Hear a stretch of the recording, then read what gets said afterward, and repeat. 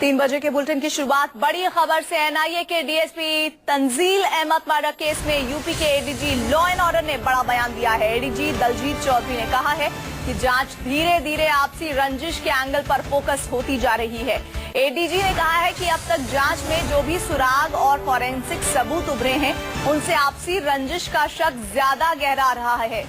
हालांकि एडीजी ने आतंकी एंगल को भी पूरी तरह खारिज नहीं किया है। उन्होंने कहा है कि जांच में आतंकी एंगल का भी संज्ञान लिया गया है और एटीएस की इस टीम के बारे में पड़ताल हो रही है। साथ ही एडीजी ने यह भी बताया है कि सीसीटीवी फुटेज में जो 2 लोग नजर आ रहे हैं, उनका इस मामले से कोई लेना देना नहीं है। एडीजी ने आपको बता दें कि आतंकी एंगल को खारिज नहीं किया है, लेकिन उन्होंने कहा है कि पूरी तरह से जो फोकस जांच का है वो आपसी रंजिश के एंगल पर होता नजर आ रहा है। देखिए, जो सीसीटीवी फुटेज में जो 2 इमेजेस हमारे पास थी, वो लोग तस्दीक हो गए हैं। उनका किसी भी प्रकार से इस मैटर में कोई इन्वॉल्वमेंट नहीं है। अब चूंकि उनके कुछ प्रोफेशनल मैटर्स भी थे, कुछ पर्सनल मैटर्स भी हैं, तो उन सभी के लिए अलग अलग टीमें बनी हुई हैं, जिसमें एटीएस और एसटीएफ और हमारी लोकल पुलिस अलग अलग से लगी हुई है और उन सभी की जांच कर रही हैं। हम धीरे धीरे जीरो इन होते जा रहे हैं कुछ पर्सनल मैटर्स पर, और जिस प्रकार से हमने फॉरेंसिक साइंस से उठाए हुए सारे एविडेंसों का आंकलन कर रहे हैं, क्षेत्र में जो पूछताछ कर रहे हैं और जो चीजें इंडिकेट हो रही हैं वो एक पर्सनल मैटर की तरफ जा रही हैं। तो हमें पूरी उम्मीद है कि आने वाले कुछ समय में हम इस पूरे केस को वर्कआउट करेंगे और सही अभियुक्तों को गिरफ्तार कर। सर, ये मामला जो है वो आपसी रंजिश का है, आतंकी जो एंगल है वो नहीं है। आतंकी एंगल को अभी हम अपने संज्ञान में बिल्कुल लिए हुए हैं। एक एटीएस की एक सीनियर लेवल की टीम उस पर काम कर रही है in association and with the help of other agencies. लेकिन जो अभी फिलहाल जो मैटर दिखता है वो कुछ पर्सनल मैटर की तरफ जा रहा है। तो आप सुन रहे थे दलजीत सिंह चौधरी, जो कि एडीजी लॉ एंड ऑर्डर हैं, जिन्होंने सीधे तौर पर यह बताया है कि अभी आपसी रंजिश के एंगल पर ज्यादा शक गहराता हुआ नजर आ रहा है। रमन कुमार संवाददाता हमारे साथ जुड़ रहे हैं। रमन, ये बता रहा है कहीं ना कहीं उनका ये बयान कि जो आतंकी एंगल अभी तक हम प्रमुखता से समझ रहे थे जांच के आधार पर, वो अभी थोड़ी दूरी पर है। सबसे मुख्य मुद्दा अब इस पूरे मामले में, इस हत्याकांड में आपसी रंजिश का निकलता नजर आ रहा है, जिसके चलते एनआईए के इस अफसर की हत्या की गई है।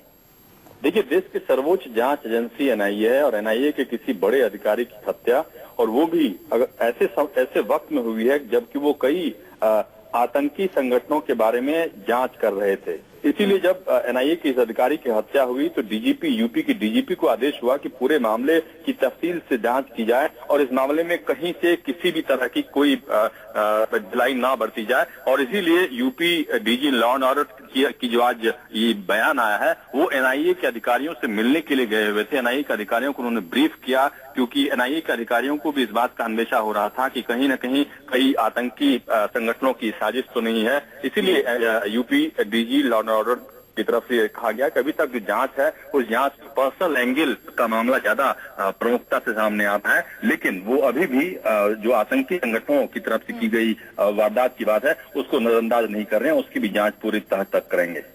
बहुत बहुत शुक्रिया रमन इस जानकारी के लिए आपका। तो एटीएस की एक टीम, आपको यहाँ पर बता दें, अलग से आतंकी एंगल के संबंध में जांच कर रही है, लेकिन अभी तक जो तस्वीर सामने आई है तंजील अहमद के हत्याकांड में, वो ये कि आपसी रंजिश के चलते उनकी हत्या की गई हो सकती है। इस पर तफ्तीश, इस पर साक्ष्य ज्यादा मजबूती के साथ सामने आते दिख रहे हैं। आपको बता दें कि 3 दिन बीत गए हैं, लेकिन एनआईए के बड़े अफसर तंजील अहमद के कातिलों का अब तक कोई सुराग नहीं मिल पाया है, और तो और पुलिस अब तक इस सनसनीखेज हत्याकांड का कोई मकसद भी नहीं तलाश पाई है। अब इस हत्याकांड के तार सरहद पार से जुड़ते दिख रहे थे, जैसा कि अब लगातार हम आपको बता रहे हैं। बताया तो ये भी जा रहा है कि तंजील की हत्या पठानकोट जांच की वजह से की गई, जिसमें तंजील अहमद भी शामिल थे।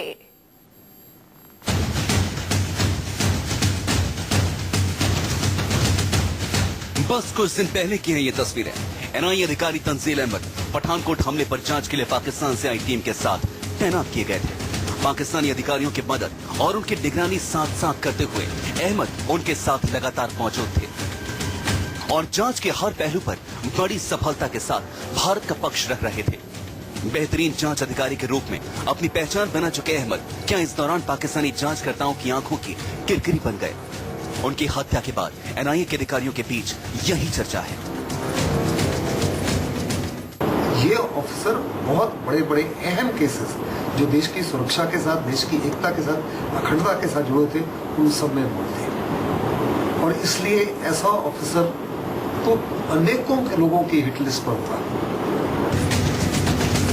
हकीकत ये है कि वो तंजील अहमद ही थे जिनकी वजह से पठानकोट हमले में पाकिस्तानी आतंकियों की मौजूदगी और साजिश के बारे में एनआईए ने पाक जांचकर्ताओं को पुख्ता प्रमाण दिए थे। उर्दू और फारसी भाषाएं बखूबी समझने और बोलने वाले तंजील अहमद ने कई बार अपने भाषाई ज्ञान का लाभ एनआईए को उन दस्तावेजों को तैयार करने में दिया था जो आतंकियों के तार सीधे पाकिस्तान से जोड़ते थे। इनमें से कई दस्तावेज सबूत के तौर पर पाक जीआईटी को सौंपे भी गए थे।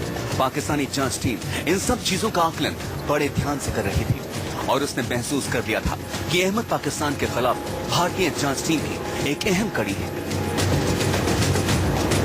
तंजील अहमद को एक के बाद एक 2 दर्जन गोलियां मारी गईं ताकि उनके बचने की कोई उम्मीद न हो।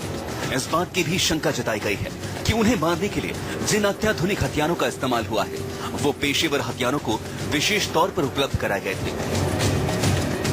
ये पैटर्न पश्चिमी उत्तर प्रदेश में होने वाली हत्याओं के पैटर्न से अलग है और हत्या के पीछे किसी बाहरी एजेंसी की होने की आशंका की ओर इशारा करता है। पठानकोट जांच से तंजील अहमद की हत्या को जोड़ने की वजह यह भी है कि तंजील ने पाक समर्थित आतंक पर बहुत काम किया था।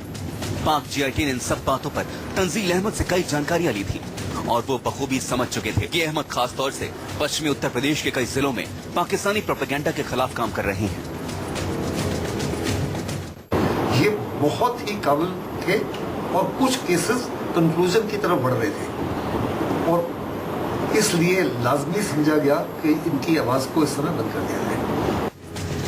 पूरे 5 दिन लंच और डिनर से लेकर पठानकोट मामले के जांच के अलग अलग पहलुओं तक तंजील अहमद पाकिस्तानी जांच दल के साथ हर मिनट मौजूद थे।